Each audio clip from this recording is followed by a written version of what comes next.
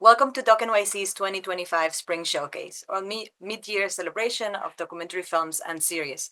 I'm Ruth Somalo, Senior Features Programmer at Doc NYC, and I'm so excited to be leading a conversation today about the extraordinary documentary series Social Studies, brought to us by FX. Today I'm speaking with creator, executive producer, and director Lauren Greenfield. Welcome, Lauren. Thank you. Thank you so much for having me. I'm a huge Doc NYC fan.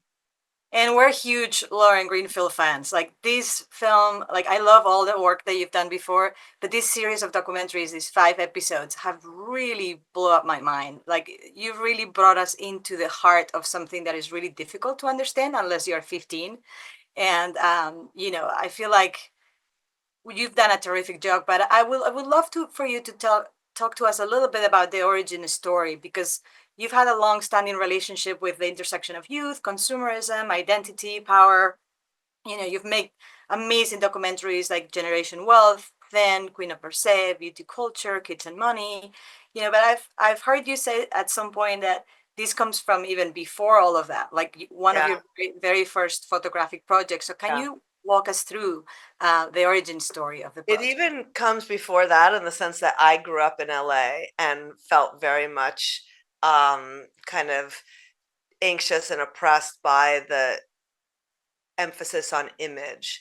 And so my first book, my first photography work called Fast Forward was about kids growing up in LA and really the early loss of innocence from the influence of the media, thinking about the importance of celebrity, of image and materialism. And at that time, the media was innocuous by today's standards. It was MTV, the beginning of 24/7 cable TV, gangster rap, it was television, shows like Beverly Hills 90210, it was music, Tipper Gore being upset about the lyrics of music. Cut to now, and I was kind of a kid when I did that. I was like straight out of college. Sometimes people mistook me for a high school student. Cut to during the pandemic, I'm a mother of two teenagers, and I'm seeing how this new media is affecting kids in some of the same ways, particularly with the loss of innocence, but everything on steroids. And so I started thinking about how can I attack this project? And first of all, my first project was in photography. I never made a film about it. And this was my first series. And I think a series allowed me 5 hours, episodes that dealt with different themes, and also 150 shooting days, which was so important to gaining the trust of the participants and also being there to follow their lives. And I felt like this was a little bit different than looking at media in the past because it was a black hole that we could not see into. As parents, as people who did not grow up like the digital natives, like the kids in the show, we see, this, which is a nightmare for a documentary filmmaker. The documentary filmmakers in the audience will understand it's like part of the narrative that you have no visual access to. And so I created a social experiment where a group of kids allowed me to follow them in their lives through 1 year of school, but most importantly, allowed me into their phones. And we figured out a way technologically to capture in real time the world that was going on in their phones. And in the craft of making the show, I used animation on top of the live action to give us a sense of how we were living at the same time in these multiple layered lives. Which works incredibly beautifully. Like the fact that you have like the parallel lives almost, right? Like the fly on the wall verite moments with like sometimes you like have like a split screen with like what's going on with their communications on their phones. And then you have that deep and complex kind of like narration and interviews. Can you talk a little bit about what it entails in terms of the shooting process, like how you Yes. decided to mix that verite in terms of structure and intention, and how did you create those spaces for the teens to feel safe, and being vulnerable and candid on camera? Yeah, I mean, it was complicated because the devices are not meant to be taken. They're not meant to be downloaded. I think some of the social media companies very intentionally don't want that feed to be captured in that way. And so actually we hired an engineer in the beginning to help us figure out the technology, and he could not figure it out. And my 14-year-old son ended up figuring out the hack that allowed me to grab some of the social.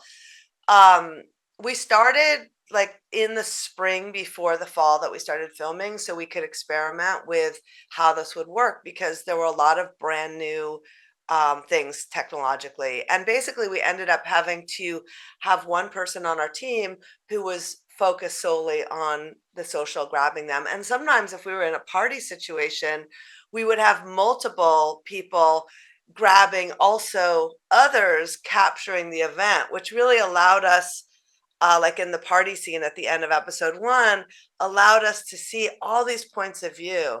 And that was what was really interesting to me. You mentioned the different points of view. It's like there are four different perspectives in the show. There's the kids living their lives, where we get to actually see how social media affects their behavior with friends, at school, with boyfriends, with parents. Sometimes seeing them lie or be a different person in real life than on social. We see their social, which is kind of sometimes who they want to be or who they really are from somebody else, um, often like their presentational selves. Then in the interviews, they really became truth tellers and broke down very honestly with me how it's working in their lives. Like, you could see it, but then they would be able to narrate things that you never would have known were going on. And I think one of the things that's surprising is how aware and intelligent um, the kids are about what's going on with them, about how they're sometimes being used or exploited by the social media companies, about how addictive it is for them.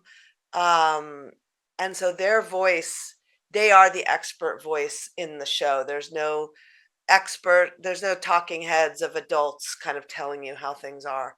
Um, and then we had these discussion groups, which in a way became the emotional heart of the storytelling. It was so powerful. I started it mostly for my own research, like to find out from the teenagers what I should be covering, what was important, what was affecting them. But what I found was for a lot of the kids, and we started filming right out of COVID. It was the first year everybody was back.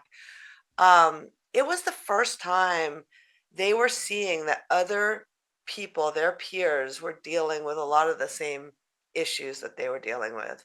And Surgeon General called it an epidemic of loneliness in this generation. I think that's what we're dealing with. And so many of the teenagers felt so alone in their problems, and it was so affirming and relieving for them to see other kids going through the same thing. And we used a silent clapping signal so they could say when they were relating to what somebody else said. And that allowed us, I think, to look at a lot of these different themes and how they were impacting people's lives in ways that seemed extreme, I think, to adults.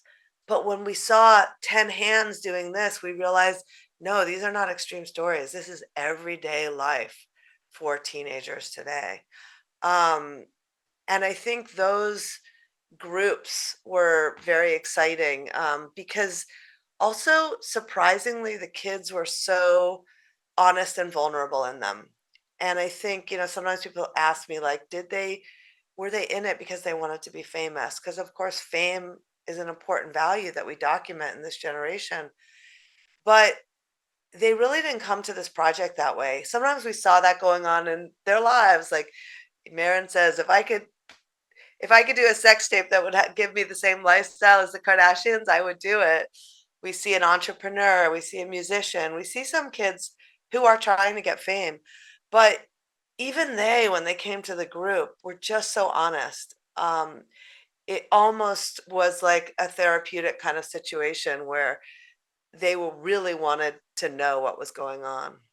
It's beautiful that arc that we see in some of the kids, because all of them gone viral. Like when you ask them in one of the focus group, like who of you have gone viral? Everybody's like they have like thousands of followers. You know, these kids are like famous enough. But it's really interesting. Like we see them changing in terms of how they want to value themselves through. You know, they at the beginning they're like, I want likes and I want people to just look at how cute I look in my pictures, and then we see them, no, I want people to value the work that I'm doing and my creativity. And it's a beautiful transformation that we see, that it feels to me that somewhat was supported also by the focus group that you were doing with them. In a sense, it feels like because it was such a longitudinal study and you were going through them, through the year with them, addressing all of these issues, that you in fact inspire them and supported them. In fact, I want to talk about finding these fantastic young humans with you, but at the same time, it's like they all ended up doing incredible things, like double majors in film and psychology. You know, a lot of them seem to be inspired by the work that you did together. I mean, they are amazing kids, but I think it was a very unusual opportunity for everybody to deconstruct and think about and reflect on the lives that they were living. And so a lot of the kids said it was transformational for them because they weren't just in it, they also got a chance to examine it. And that doesn't make them invulnerable to the pressures. I think that's what we see, that sometimes it's even more painful to see these kids being affected by the pressures, even though they know they shouldn't be. And I think, as adults, we can relate to that. We all know we shouldn't text or drive or, be on the phone at dinner, but who hasn't done it? I think that, it's so addictive and it's so part of our lives that they are deeply affected by the negatives too, but they're able to speak about it and there's power in that. And I think that's, you know, you, the, there's hope in the end in a surprising way because of the way they navigate it. And I think we see in the show how toxic the 24/7 comparison culture is, but we also see how the antidote to that is finding your voice and not comparing yourself, but finding yourself. And in a way, that's kind of the classic coming of age experience. It's kind of the classic coming of age high school movie. And so in some ways, this is also coming of age in today's era, not just social media, but yeah, I think they see really powerful you see powerful transformations, and one of the things that moved me so much was at the end, they have this conversation in the group discussion, which is the new existential question. Do you exist if you're not on social media? Because they all say we want to get off. By the end, they're all like, let's just get off social media. Let's just throw our phones away. But then one of them brings up, but do we exist without being on? And they say no, because you're completely out of the social life. And Jonathan puts it so strongly when he says, it's our lifeline, but it's also a loaded gun. And in a way, that kind of sums up the show. Like you see how it's their lifeline, but millions of ways where it's so dangerous and destructive. And I think by the end, they're telling us, society, adults, you need to do something about this because we can't do it alone. And I think that's one thing I learned as a mom, is I had always, you know, said to my youngest, get off social media, what are kids doing today? It's like the stereotype. And we would get into battles. But I learned it was really like blaming a drug addict for an opiate addiction. And we needed to really shift the paradigm and think about it differently. Yeah, 100%. And that's something that is hard for us that are not from that generation to understand, how embedded in their identity and everyday life experiences. So that's incredible, the work that this series does for us to understand that. I you mentioned this kind of like this call from these students to us, to society, to do something about it, and not just expect for them to just stop going on social media.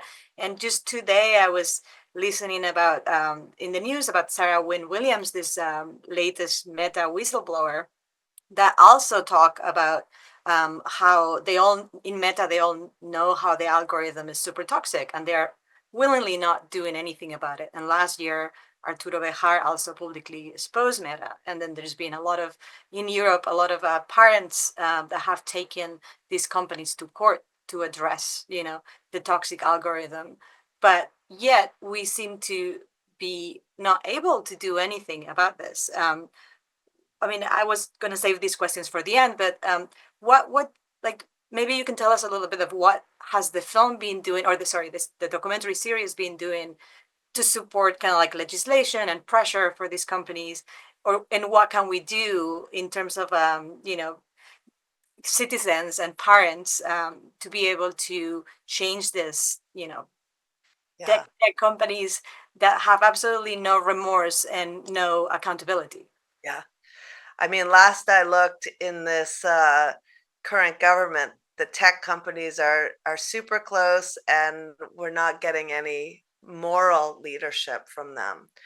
Um, I've been talking to a lot of different groups about what we can do. I think that um, the good news is there have been like these whistleblowers, Jonathan Haidt's book, The Anxious Generation, social studies, adolescence. There has been a lot of media and voices over the last 6 months that have been saying we need to pay attention to what's happening with our kids. Sydney, one of the participants in episode 5, says it's like the tobacco companies.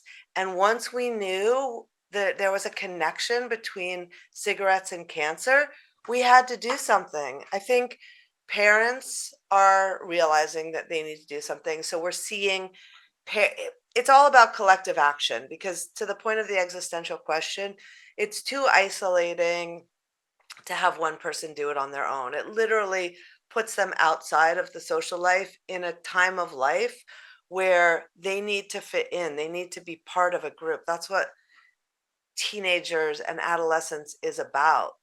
And we've seen a lot of parents get together and say, let's have the whole friend group not have phones until later. We're seeing a lot of schools, and I'm doing an event in Sacramento in May with bipartisan lawmakers who are working on getting phones out of schools in California. And already a bunch of the schools that we filmed at are not having phones during the day. We see leadership from other countries. And actually, one of the people from the European community who's working on this regulation is coming to my screening this week with teenagers in San Francisco. And, the European community is working on regulation. We've seen age gating in Australia. They're not going to have social media available for younger than 16. That's going to be really interesting because they're putting the liability on the tech companies. And I was actually just showing this to one of the Supreme Court justices, and I was talking to him about how Section 230 is like a huge problem because the tech companies don't have liability. So we've got suicides, we've got eating disorders, we've got documented harms connected to social media, and parents are not really able to get action from the companies because they're not liable. Unlike the TV companies and the movie companies and all of these other companies that have to regulate. This is a world without regulation.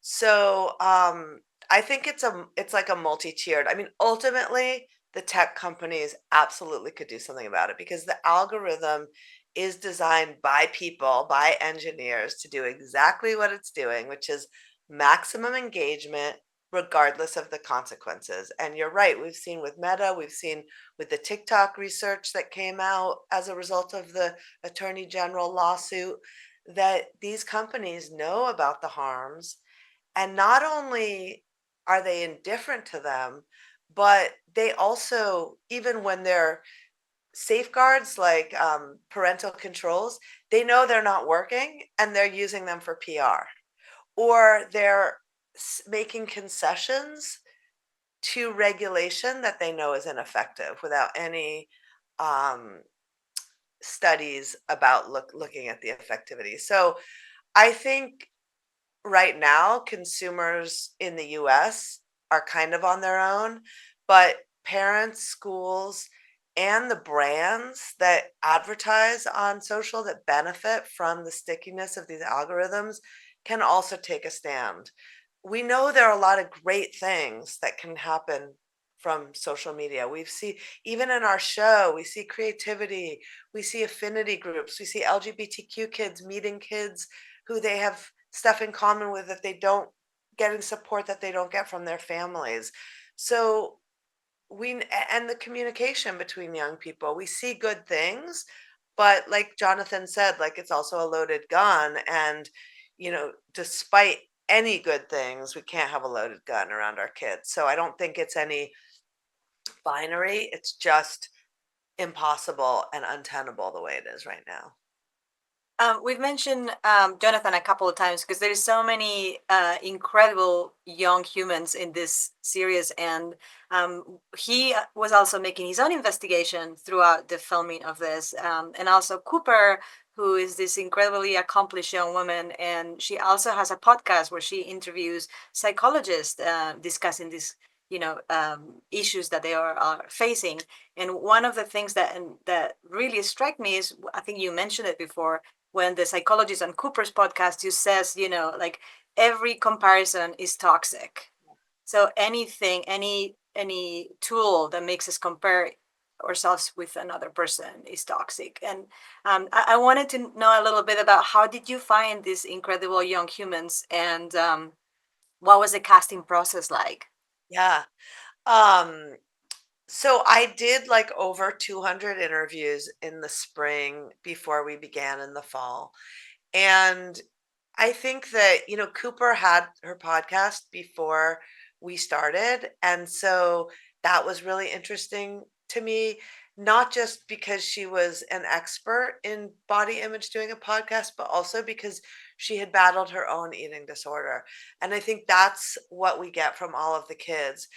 On one hand, they really care about this issue and have insights into it and are engaged. And on the other hand, they're living their lives and they've either felt the enormous pressure, or we see them going through something like Jonathan goes through college applications, gets rejected by every college. He's what we would all consider like the ideal student. He's taking a million APs. He's so studious. He's not on social himself. He only uses it for the news. One of the things about the group is they're very diverse. And that was important to me. They come from all different areas around LA, public schools, private schools, diverse interests, diverse socioeconomically, but also diverse in terms of their relationship to social media. Some were on it a lot, some not at all, like Jonathan.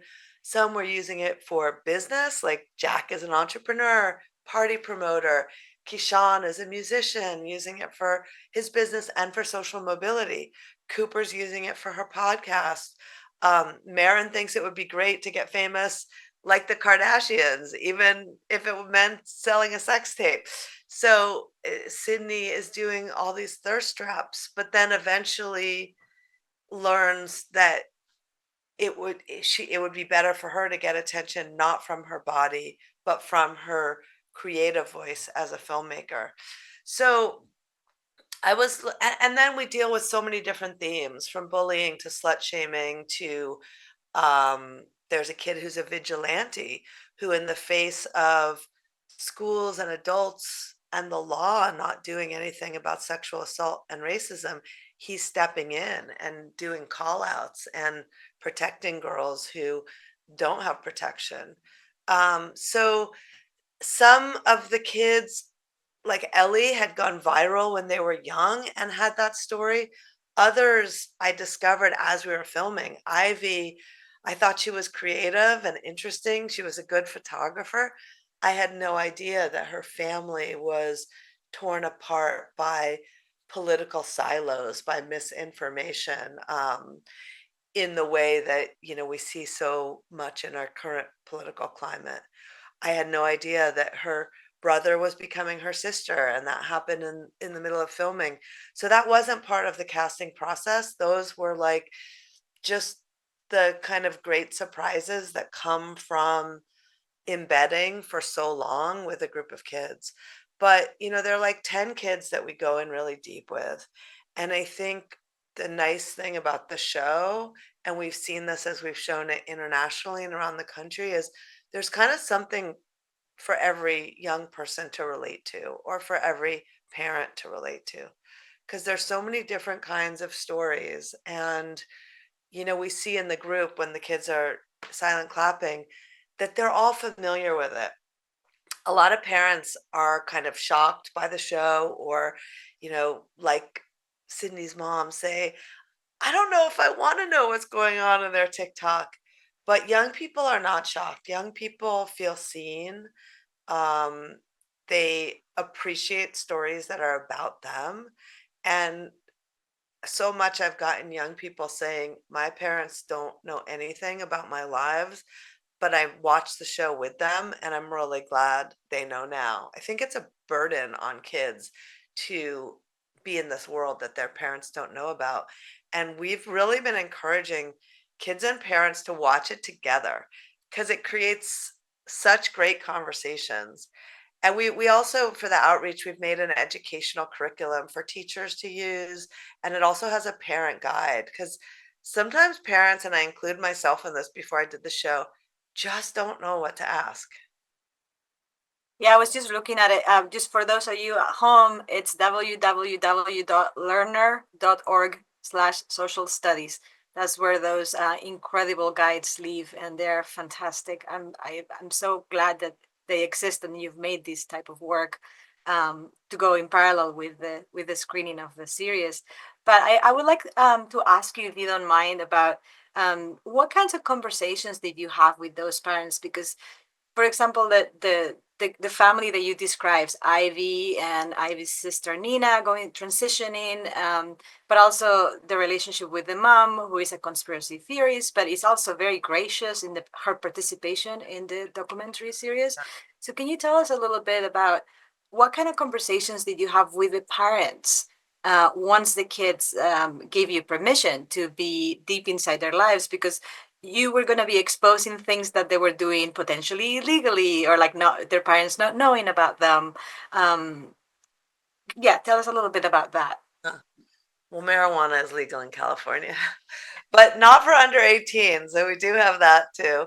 Um, we had a lot of conversations in the beginning of this project. It was something that the young people elected to do because it was so intense with the sharing of the phones. So that was also part of the casting process.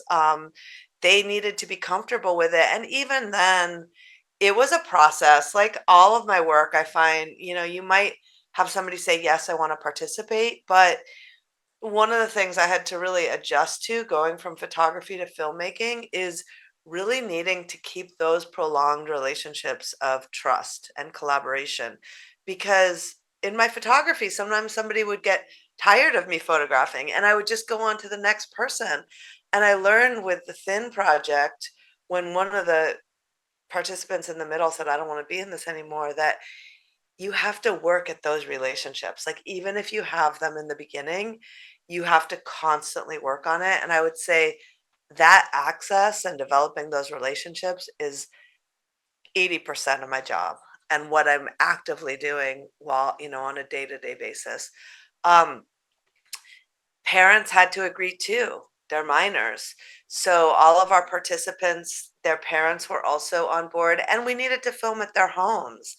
And, it's not a small thing to not just come in as a journalist or a photographer as one person, but like with a crew. Um, so I give props to these parents. They are also amazing.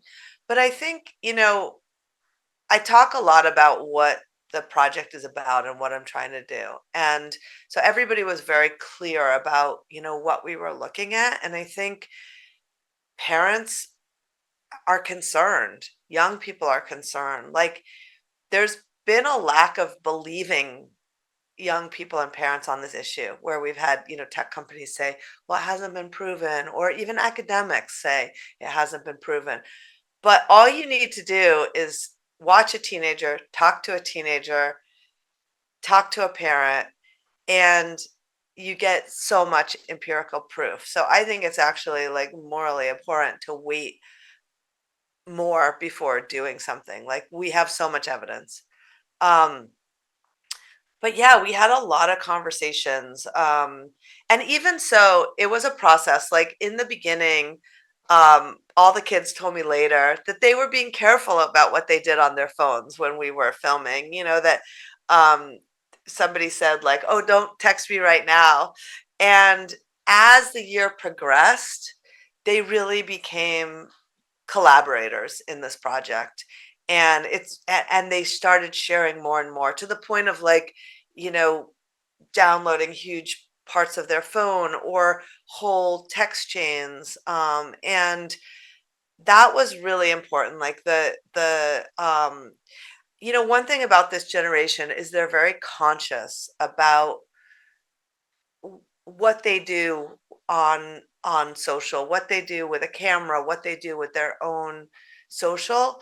So unlike when I did my first projects where people didn't really know what it was like to be in the public eye, they know. So they were very conscious about it and they chose to do it, but with a lot of consideration. Like Sydney had this really traumatic slut shaming story that she tells in episode 1.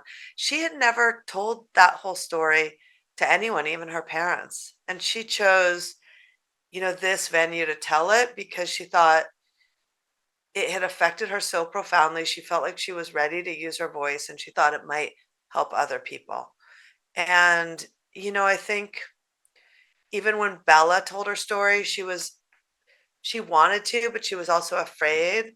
But in the end, she was really happy. And a lot of the young people have been doing Q&As with me, and they're coming to meet with the lawmakers in Sacramento, and they've been talking to other high school students and college students.